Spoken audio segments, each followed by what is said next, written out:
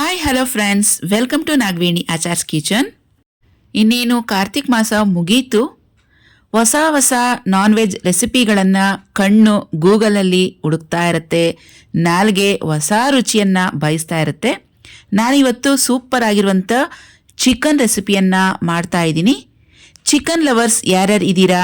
So ನಿಮಗೆಲ್ಲ ಒಂದು ಹೊಸ ರೆಸಿಪಿ ಅಂತಲೇ ಹೇಳ್ಬೋದು. ಟೇಸ್ಟಿಯಾಗಿರುವಂಥ ಸೂಪರ್ ಆಗಿರುವಂಥ ಕರಿ ಲೀಫ್ ಚಿಕನ್ ಅಥವಾ ಕರಿಬೇವಿನ ಚಿಕನ್ ಹೇಗೆ ಮಾಡೋದು ನೋಡ್ಕೊಳ್ಳೋಣ ಬನ್ನಿ. ಕರಿಬೇವಿನ ಚಿಕನ್ ಮಾಡ್ಕೊಳ್ಳೋದಕ್ಕೆ ಮಸಾಲೆ ಪೌಡರನ್ನು ಮಾಡ್ಕೋಬೇಕು. 4 ಚಕ್ಕೆ, 5ರಿಂದ 6 ಲವಂಗ, 3 ಏಲಕ್ಕಿ, 2 ಟೇಬಲ್ ಸ್ಪೂನಷ್ಟು ಒಣ ಕೊಬ್ಬರಿ, 1 ಟೀ ಸ್ಪೂನಷ್ಟು ಸೋಂಪು, 1 ಟೇಬಲ್ ಸ್ಪೂನಷ್ಟು ಜೀರಿಗೆ, 1 ಟೇಬಲ್ ಸ್ಪೂನಷ್ಟು ಕಾಳು ಮೆಣಸು. ಇವೆಲ್ಲ ಡ್ರೈ ರೋಸ್ಟ್ ಮಾಡ್ಕೊಂಬಿಡೋಣ. ಸೀದಿಸಬಾರ್ದು, ಸಿಮ್ ಮೀಡಿಯಂ ಫ್ಲೇಮ್ನಲ್ಲಿ ಗಮ್ ಅಂತ ಫ್ರೈ ಮಾಡ್ಕೋಬೇಕು. ಇದಕ್ಕೆ 1ರಿಂದ 1.5 ಹಿಡಿಯಷ್ಟು ಕರಿಬೇವನ್ನು ತಗೊಂಡಿದ್ದೀನಿ. ಕರಿಬೇವನ್ನು ವಾಶ್ ಮಾಡಿಕೊಂಡು ಸ್ವಲ್ಪ ನೆರಳಲ್ಲಿ ಡ್ರೈ ಮಾಡಿ ಇಟ್ಕೊಂಡಿದ್ದೀನಿ. ಕರಿಬೇವನ್ನು ಸಹ ಇದ್ರ ಜೊತೆಗೆ ಹಾಕಿ ಫ್ರೈ ಮಾಡ್ಕೋಬೇಕು. ಕರಿಬೇವು ಗರಿ ಗರಿಯಾಗಿ ಈ ಥರ ಪ್ರೆಸ್ ಮಾಡಿದಾಗ ಸೌಂಡ್ ಬರಬೇಕು, ಅಲ್ಲಿವರೆಗೂ ಇದನ್ನು ಫ್ರೈ ಮಾಡ್ಕೊಳ್ಳೋಣ. ಒಂದು ಫ್ರೈಯಿಂಗ್ ಪ್ಯಾನನ್ನು ಸ್ಟವ್ ಮೇಲೆ ಇಟ್ಟಿದ್ದೀನಿ. 2 ಸ್ಪೂನಷ್ಟು ತುಪ್ಪ ಅಥವಾ ಎಣ್ಣೆಯನ್ನು ಹಾಕ್ಕೋಬೋದು. 4 ಈರುಳ್ಳಿಯನ್ನು ಸಣ್ಣಕ್ಕೆ ಈ ಥರ ಉದ್ದಕ್ಕೆ ಕಟ್ ಮಾಡಿ ಇಟ್ಕೊಂಡಿದ್ದೀನಿ. ಈರುಳ್ಳಿಯನ್ನು ಚೆನ್ನಾಗಿ ನಾವು ಫ್ರೈ ಮಾಡ್ಕೋಬೇಕು. ಈರುಳ್ಳಿ ಬ್ರೌನ್ ಕಲರ್ ಬರೋವರೆಗೂ ಫ್ರೈ ಮಾಡ್ಕೋಬೇಕಾಗುತ್ತೆ. ಈಗ ಮಸಾಲೆ ದಿನಸಿಗಳನ್ನು ಫ್ರೈ ಮಾಡಿ ಇಟ್ಕೊಂಡಿದ್ವಲ್ಲ, ಅದನ್ನು ಒಂದು ಮಿಕ್ಸಿ ಜಾರ್ಗೆ ಹಾಕ್ಕೊಂಡಿದ್ದೀನಿ. ಇದನ್ನು ಪೌಡರ್ ಮಾಡಿ ತೊಗೊಂಡು ಬರೋಣ. ನೋಡಿ, ಇಷ್ಟು ಚೆನ್ನಾಗಿ ಪೌಡರ್ ಆಗಿದೆ. ಇಷ್ಟಾದರೆ ಸಾಕು. ಈರುಳ್ಳಿ ಒಂದು 50% ಫ್ರೈ ಆದಮೇಲೆ 1ರಿಂದ 1.5 ಟೇಬಲ್ ಸ್ಪೂನಷ್ಟು ಬೆಳ್ಳುಳ್ಳಿ ಶುಂಠಿ ಪೇಸ್ಟನ್ನು ಹಾಕೋಬೇಕು. ಚಿಕ್ಕದು 2 ಟೊಮೆಟೊ ಸಣ್ಣದಾಗಿ ಕಟ್ ಮಾಡಿರೋದು, ಇದನ್ನು ಹಾಕೋತಾ ಇದ್ದೀನಿ. ಇವಾಗ ಎಲ್ಲ ಒಟ್ಟಿಗೆ ಸೇರಿಸಿ ಚೆನ್ನಾಗಿ ಫ್ರೈ ಮಾಡ್ಕೊಳ್ಳೋಣ. ಒಂದು ಲಿಡ್ಡನ್ನು ಕವರ್ ಮಾಡಿಟ್ಟು ಸಿಮ್ ಫ್ಲೇಮ್ನಲ್ಲಿ ಇದನ್ನು ಚೆನ್ನಾಗಿ ಬೇಯಿಸ್ಕೋಬೇಕಾಗುತ್ತೆ.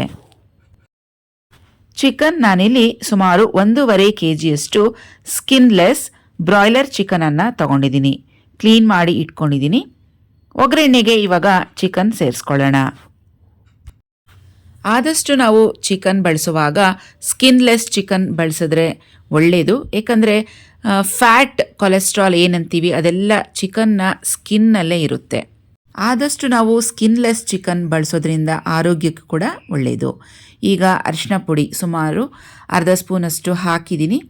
ಚಿಕನ್ಗೆ ಹಾಕಿ ಚೆನ್ನಾಗಿ ಮಿಕ್ಸ್ ಮಾಡಿ ಒಂದು ಲಿಡ್ಡನ್ನು ಕವರ್ ಮಾಡಿ ಇಟ್ಬಿಡೋಣ. ಚಿಕನ್ ಇವಾಗ ಅರ್ಧದಷ್ಟು ಬೆಂದಿದೆ.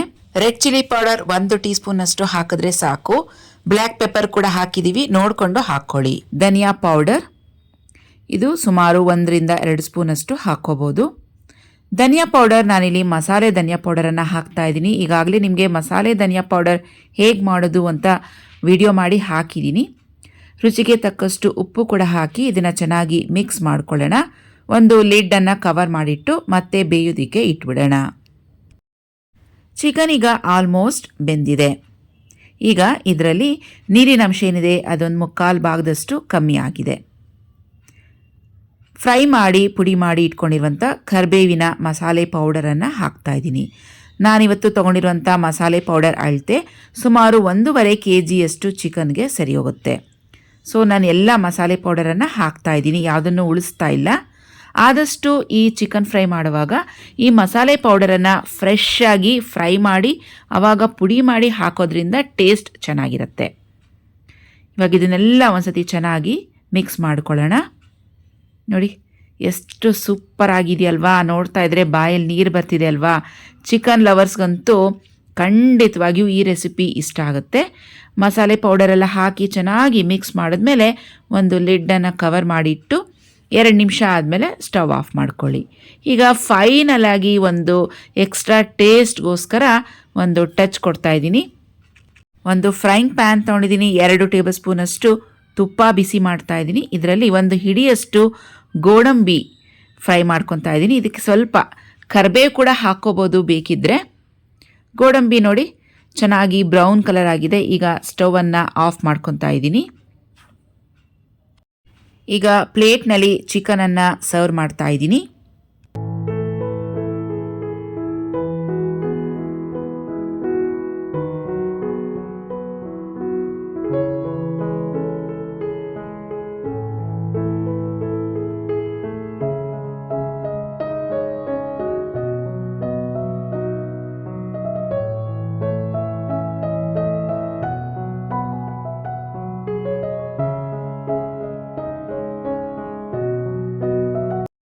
ಕರಿ ಲೀಫ್ ಚಿಕನ್ ಅಂತೂ ಸೂಪರಾಗಿ ರೆಡಿಯಾಗಿದೆ. ಇದ್ರ ಜೊತೆಗೆ ನಾನಿಲ್ಲಿ ವೈಟ್ ರೈಸ್ ಮಾಡಿದ್ದೀನಿ, ಹಾಗೆ ತೊಗರಿಕಾಯಿ ಹಾಕಿ ಮಸ್ಸೊಪ್ಪು ಮಾಡಿದ್ದೀನಿ.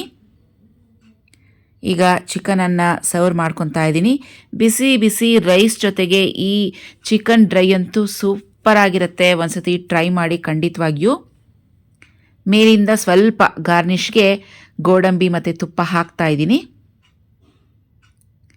ವೈಟ್ ರೈಸ್ ಜೊತೆಗೆ ತುಂಬಾ ಚೆನ್ನಾಗಿತ್ತು. ಇದರ ಜೊತೆಗೆ ಹಸಿ ಈರುಳ್ಳಿ, ಸ್ವಲ್ಪ ಮೇಲಿಂದ ನಿಂಬೆ ರಸನ ಸೇರಿಸ್ಕೊಂಡು ಮಿಕ್ಸ್ ಮಾಡಿಕೊಂಡು ತಿಂತಾ ಇದ್ದರೆ ಆಹಾ, ಈ ಚಳಿಗೆ ಇನ್ನೇನು ಬೇಡ ಅನಿಸುತ್ತೆ.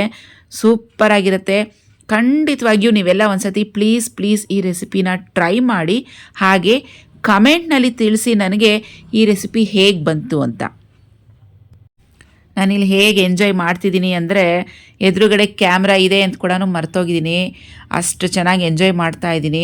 ಏಕೆಂದರೆ ಲಾಸ್ಟ್ ವೀಕೆಲ್ಲ ನಂಗೆ ಸ್ವಲ್ಪ ಹುಷಾರಿರಲಿಲ್ಲ, ಜ್ವರ ಬಂದಿತ್ತು, ಕೋಲ್ಡ್ ಕಾಫ್ ಎಲ್ಲ ಆಗಿತ್ತು. ನಾಲ್ಗೆಲ್ಲ ಸ್ವಲ್ಪ ಯಾಕೋ ಟೇಸ್ಟೇ ಅನ್ನಿಸ್ತಾ ಇರಲಿಲ್ಲ. ಈ ರೆಸಿಪಿನ ಮಾಡ್ಕೊಂಡು ತಿಂದೆ. ಆಹಾ, ನಾಲ್ಗೆಗಂತೂ ಅಷ್ಟು ರುಚಿಯಾಗಿತ್ತು. ಎಂಥ ಜ್ವರ ಇದ್ರೂ ಓಡೋಗ್ಬಿಡಬೇಕು. ಸಖತ್ತಾಗಿತ್ತು ಮಾತ್ರ. ಫ್ರೆಂಡ್ಸ್, ಈ ರೆಸಿಪಿಲಿ ನಾವು ಕಾಳು ಮೆಣಸು ಉಪಯೋಗಿಸಿರೋದ್ರಿಂದ ಗಂಟ್ಲಿಗೆ ಹಿತ ಅನಿಸುತ್ತೆ. ಕೋಲ್ಡ್ ಕಾಫಿ ಇರೋರಿಗೆ ಈ ರೆಸಿಪಿ ಸೂಪರ್ ಅಂತ ಹೇಳ್ಬೋದು.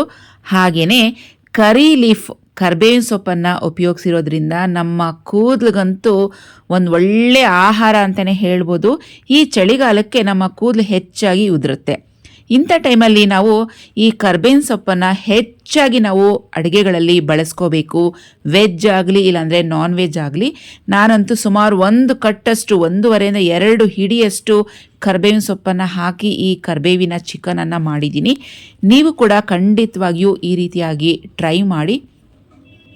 ಸೊ ಫ್ರೆಂಡ್ಸ್, ಇವತ್ತಿನ ರೆಸಿಪಿ ನಿಮಗೆ ಖಂಡಿತವಾಗಿಯೂ ಇಷ್ಟ ಆಗಿದೆ ಅಂತ ನಾನು ಭಾವಿಸ್ತಾ ಇವತ್ತಿನ ವಿಡಿಯೋ ಇಲ್ಲಿಗೆ ಮುಗಿಸ್ತಾ ಇದ್ದೀನಿ. ಮತ್ತೆ ಭೇಟಿಯಾಗೋಣ ಮತ್ತೊಂದು ವಿಡಿಯೋದಲ್ಲಿ. ಅಲ್ಲಿವರೆಗೂ take care and bye friends.